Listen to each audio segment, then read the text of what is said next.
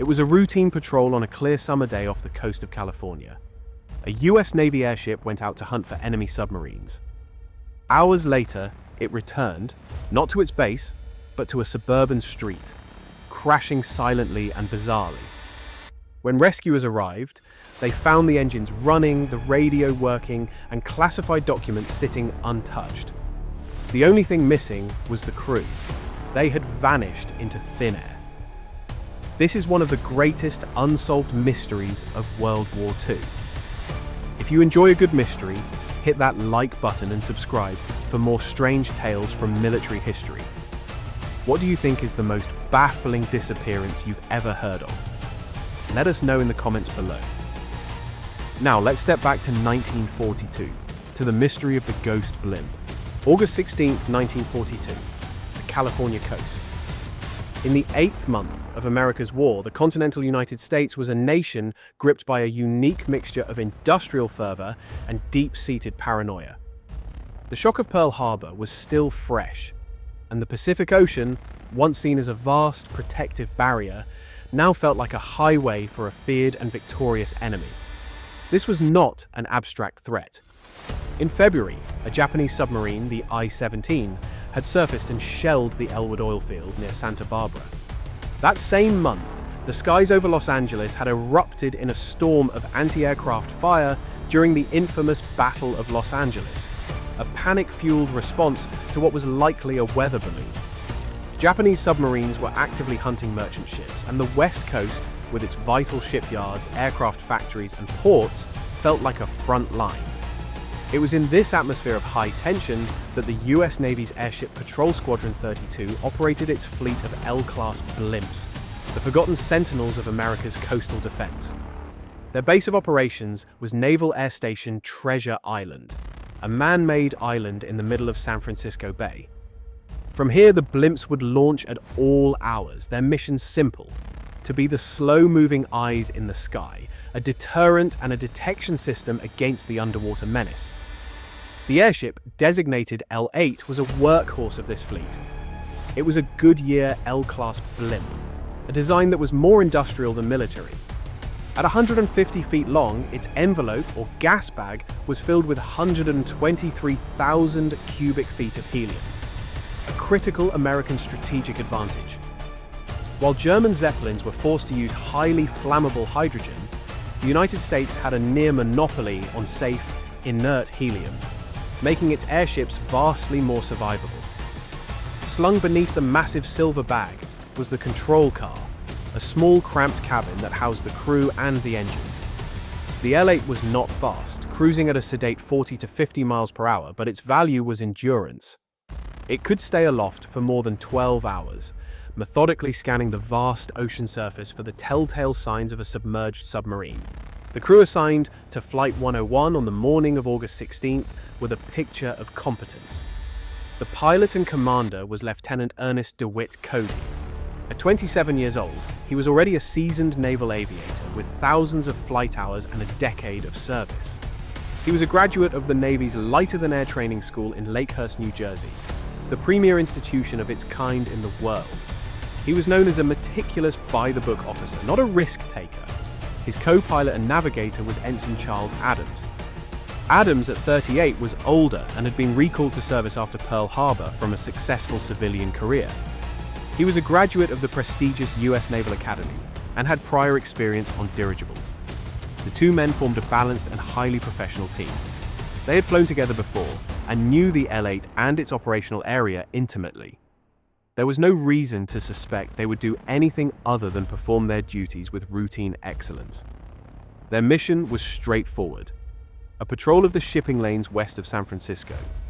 They were to take off at dawn, fly over the Golden Gate, proceed to the Farallon Islands 27 miles offshore, and then conduct a search pattern before returning. Their armament was standard for an anti-submarine patrol. They carried a single Browning .30 caliber machine gun for defense and two Mark 17 depth charges, each weighing 325 pounds for offense. At 05:45, Cody and Adams arrived at the airfield and began their pre-flight checks. The weather was nearly perfect. Clear skies with light winds and excellent visibility, apart from a few low-lying fog banks offshore. The maintenance logs for the L8 showed no outstanding issues. At 06:03 a.m., with the ground crew holding its guide ropes, the L8's two Warner R500 radial engines roared to life. The airship lifted smoothly into the morning sky, established radio contact with its base, and turned west, a silver shape climbing over the sleeping city. For the next hour and a half, the flight was completely uneventful. The L8 communicated with its home base at normal intervals, reporting its position as it proceeded towards the Farallon Islands. At 07:42 a.m., the routine nature of the flight changed. Lieutenant Cody's voice came over the radio, calm and professional. He reported that they were approximately 4 miles east of the Farallons and had spotted a suspicious oil slick on the water. He stated his intention: "I am going down to investigate." This was standard procedure. An oil slick could be from a civilian vessel, but it was also a classic sign of a submarine, which often leaked small amounts of diesel fuel or deliberately pumped their bilges. The L8 began to descend from its patrol altitude of 1,000 feet to get a closer look. This transmission at 07:42 a.m. was the last definite intentional communication ever received from the crew of the L8. What happened in the minutes that followed has been pieced together from the radio logs of other ships and aircraft in the area. The L8 was not alone. The sky and sea were busy with other patrol assets. A nearby surface vessel, the merchant ship SS Albert Gallatin, saw the L8 circling low over the ocean. Its crew witnessed the airship drop a single smoke flare onto the water, the standard method for marking a contact point for other units. At the same time, a US Navy PBY Catalina flying boat was also on patrol in the vicinity.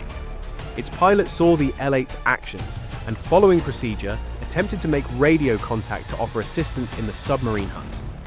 The L8 did not reply. This was the first anomaly.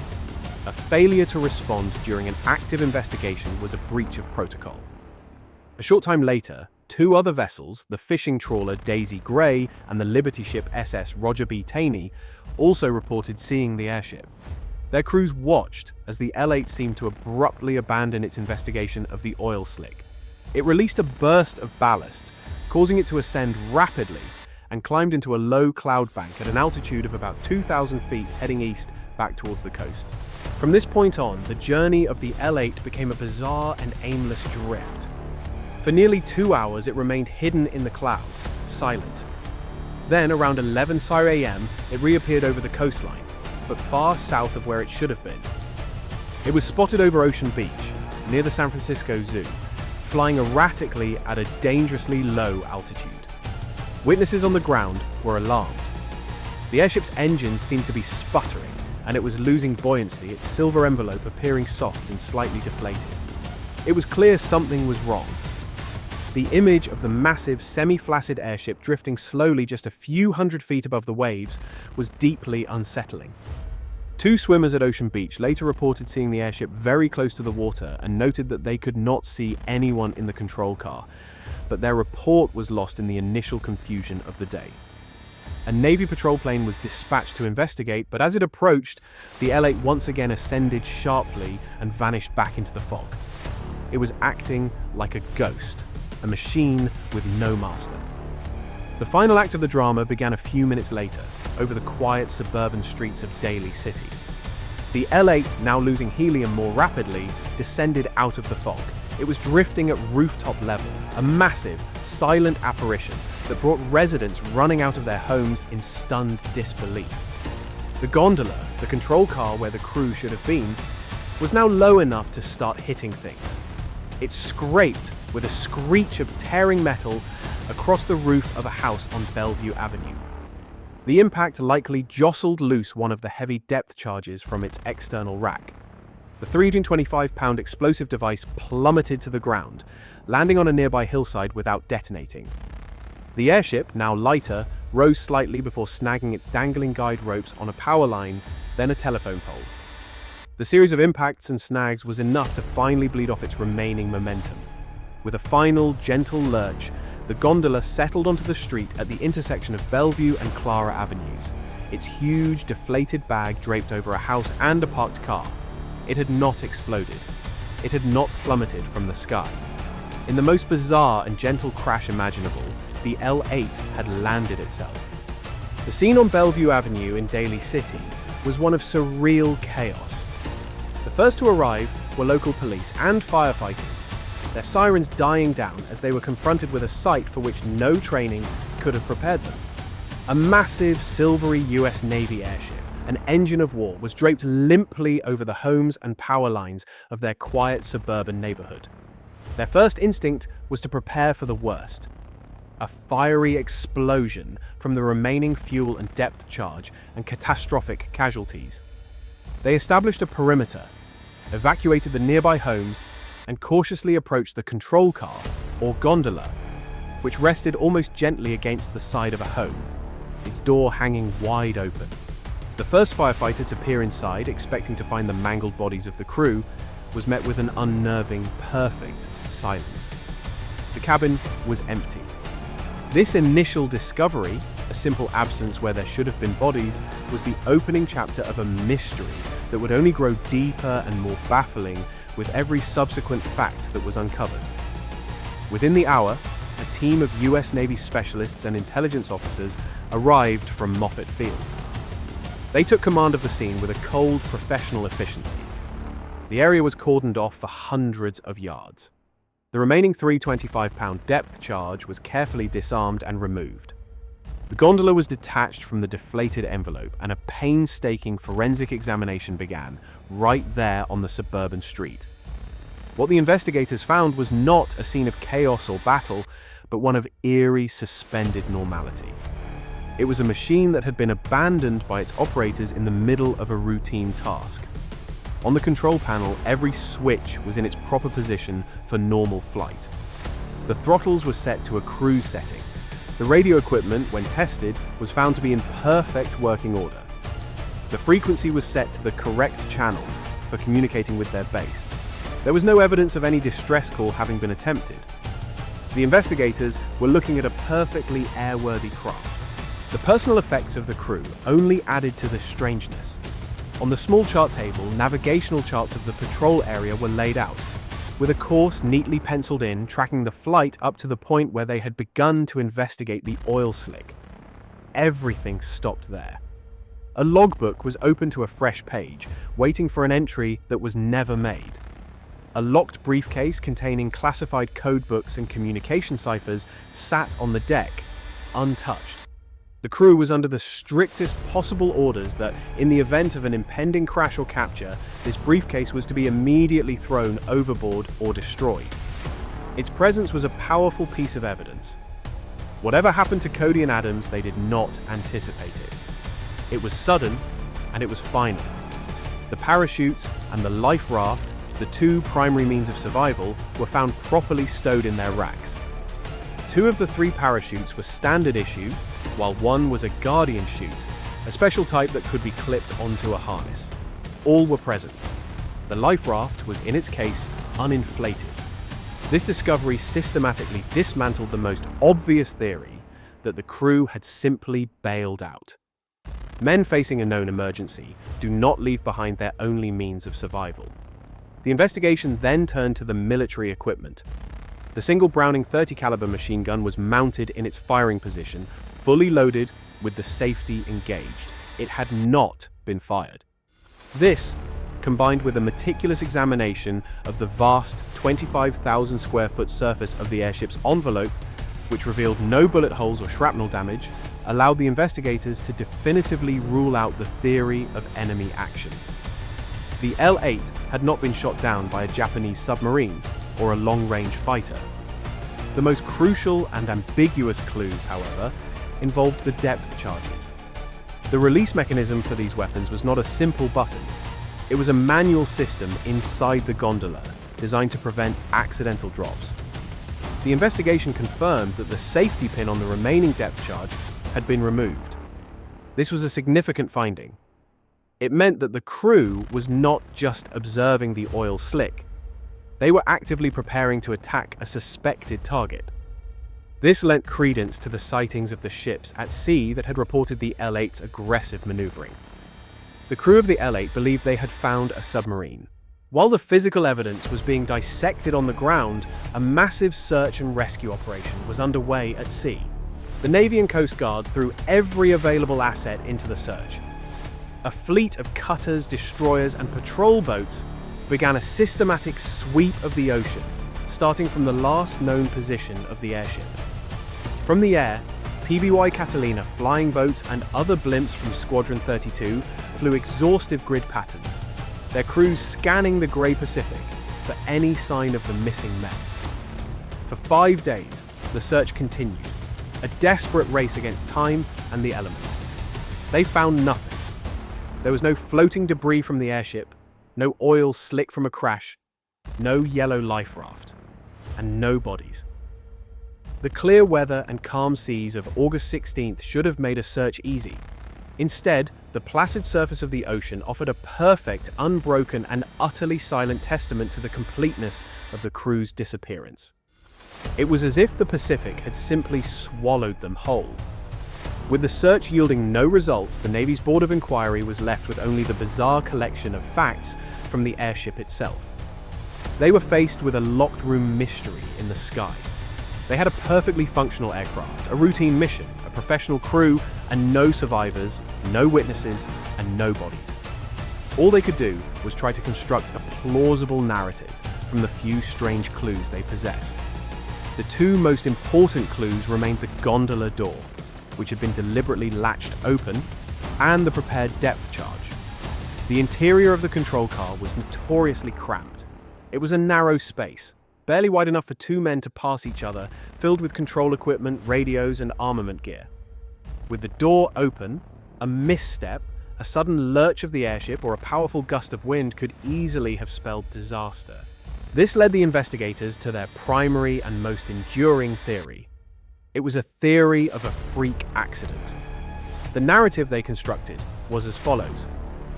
While investigating the oil slick at low altitude, one of the crew members, likely Ensign Adams, opened the door to get a better look or to prepare to drop a smoke flare by hand. He may have slipped or leaned out too far and fallen from the airship. The other crewman, Lieutenant Cody, seeing his partner go overboard, lunged to save him. In the cramped space, he either lost his own balance in the attempt or was connected to Adams by an intercom cord and was pulled out with him. This scenario, while entirely speculative, was the only one that seemed to fit the bizarre set of facts. It explained the open door. It explained the lack of a radio call, as the event would have been over in seconds. It explained why the parachutes and life raft were untouched, and it explained the subsequent aimless flight of the airship. With its 2-man crew suddenly gone, the perfectly trimmed L8, its engines set to cruise, would have simply continued on its heading until it either ran out of fuel or, as actually happened, it began to lose helium and its equilibrium, starting its long, slow, uncontrolled descent. It was a plausible theory, but it was also a deeply unsatisfying one. It rested on a chain of unfortunate coincidences and left many small questions unanswered. Why was the door latched fully open and not just unlatched? Why would 2 experienced aviators make such a fundamental error? The investigators were forced to work backwards from an impossible conclusion, and the accident theory, for all its flaws, was the only one that did not require a belief in enemy action or some other, more outlandish explanation. The Navy was left with a mystery with no solution, a ghost story with a real physical ghost. In the wake of the failed search and the baffling discoveries inside the gondola, the Navy's Board of Inquiry was left with the unenviable task of constructing a logical explanation from a set of illogical facts. They were forced to become forensic investigators, re-examining every piece of evidence to build a timeline of the crew's final, unrecorded moments. The freak accident theory, while frustratingly unprovable, remained the only scenario that did not outright contradict the physical evidence. To understand its plausibility, one must appreciate the precise and dangerous environment of the L8's control car during a low-altitude investigation. The gondola was a narrow, metal-decked space, just over 22 feet long and barely 5 feet wide.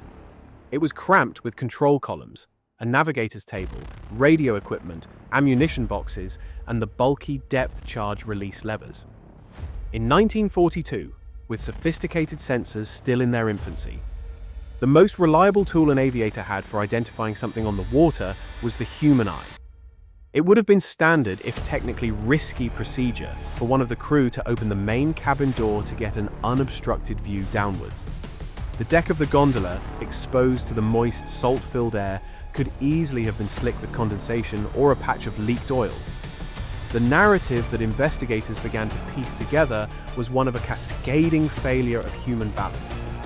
In this scenario, Ensign Adams, the navigator, opens the door to get a better look at the oil slick or to manually drop a smoke marker. He leans out, holding onto the doorframe. The airship, flying low over the water, hits a sudden downdraft or is rocked by an unexpected ocean swell. Adams loses his footing for a fraction of a second, his hands slipping on the damp metal. He falls. Lieutenant Cody, the pilot, is connected to his co-pilot by a flexible rubber-coated intercom cord plugged into their flight helmets. Seeing Adams go, his instinctive reaction, the reaction of any crewmate, is to grab him. He lunges, perhaps still tethered by his own cord. The sudden, violent pull of a 200-pound man falling is more than enough to yank the second man off his feet and out of the open door behind him. This entire sequence would have taken less than 3 seconds. There would have been no time for a shout, no time for a radio call, no time to think about a parachute. It would have been a sudden, violent, and utterly silent departure from the aircraft. This theory, more than any other, explained the most baffling pieces of evidence. It explained the open door, the untouched safety gear, and the lack of any distress call. The now pilotless airship, trimmed for level flight and with its engines running, would have simply carried on, a ghost ship flying itself. When it lost the weight of its 2-man crew, a sudden loss of roughly 400 pounds, it would have ascended rapidly, which matches the reports of it climbing into the clouds. Over the next 2 hours, the changing temperature of the gas envelope and the slow, inevitable leakage of helium would have caused it to lose altitude, beginning its long, sad drift back to Earth. It was a plausible, logical, and terrifyingly simple explanation. With the accident theory as their baseline, the investigators then had to systematically dismantle the more sensational alternatives to be certain. The theory of enemy action was the first to be definitively disproven. The investigators did not just glance at the L-8's massive envelope. They conducted a painstaking inch-by-inch inspection of all 25,000 square feet of its rubberized cotton fabric. A single bullet hole from a Japanese submarine's machine gun would have been found. None were. Furthermore, the operational records of the Imperial Japanese Navy, captured after the war, showed that while submarines were active off the west coast, none reported any engagement with an airship on that day. The idea of a silent, non-lethal weapon that could somehow incapacitate or remove the crew without leaving a mark belonged to science fiction, not naval warfare in 1942. The capture theory was dismissed with similar logic. The sheer mechanics of the operation were a fantasy. A submarine, even on a calm sea, is not a stable platform.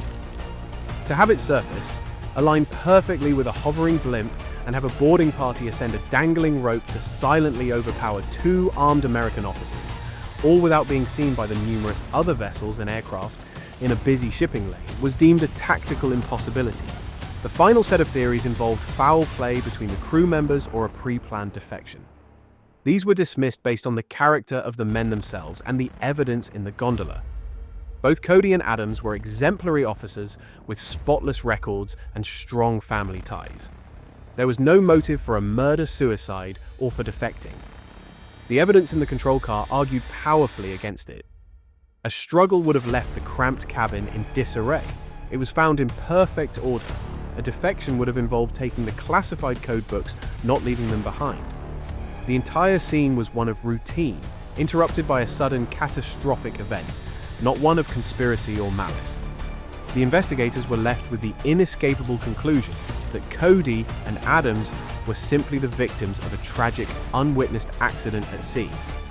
Adding to the strangeness of the event was the unique history of the L8 airship itself. It was not a purpose-built military machine. It had been constructed in 1941 as a civilian blimp for the Goodyear Tire and Rubber Company, christened the Ranger. It was part of Goodyear's famous Blimp fleet, used for advertising, public relations, and passenger flights. After the attack on Pearl Harbor, the US Navy, desperately short of patrol craft, pressed the civilian blimps into military service. The Ranger was acquired by the Navy, painted naval grey, designated L8, and fitted with military equipment. It was, in essence, a civilian volunteer that had been drafted into the war. This history gave the airship a personality, a sense of being more than just a piece of military hardware.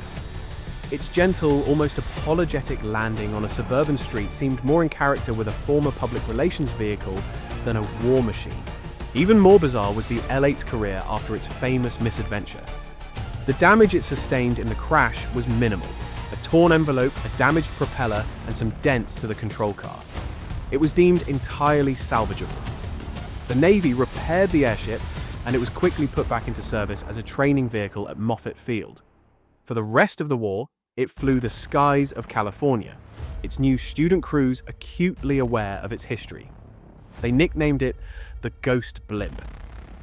There were undoubtedly superstitions and stories told about the craft that had returned from patrol without its crew, but the L8 continued to serve with distinction.